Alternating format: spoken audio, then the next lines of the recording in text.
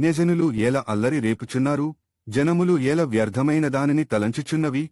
మనము వారి కట్లు తెంపుదము రండి, వారి పాశములను మన యొద్ద నుండి పారవేయుదము రండి అని చెప్పుకునుచు భూరాజులు యెహోవాకును ఆయన అభిషిక్తునికి విరోధముగా నిలువబడుచున్నారు. ఏలికలు ఏకీభవించి ఆలోచన చేయుచున్నారు.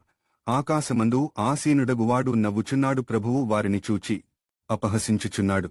ఆయన ఉగ్రుడై వారితో పలుకును. ప్రచండ కోపము చేత వారిని తల్లడింపజేయును. నేను నా పరిశుద్ధ పర్వతమైన సీయోను మీదన రాజును ఆసీనునిగా చేసియున్నాను. కట్టడను నేను వివరించెదను. యెహోవా నాకీలాగు సెలవిచ్చెను. నీవు నా కుమారుడవు, నేడు నిన్ను కనియున్నాను.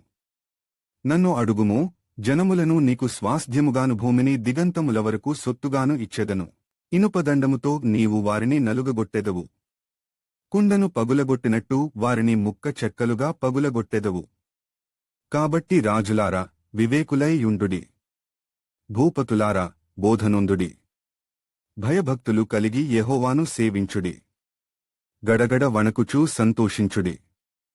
ఆయన కోపము త్వరగా రగులుకొనును. కుమారుని ముద్దు పెట్టుకునుడి, లేని ఎడల ఆయన కోపించును. అప్పుడు మీరు త్రోవ తప్పి నశించెదరు. ఆయనను ఆశ్రయించు వారందరూ ధన్యులు.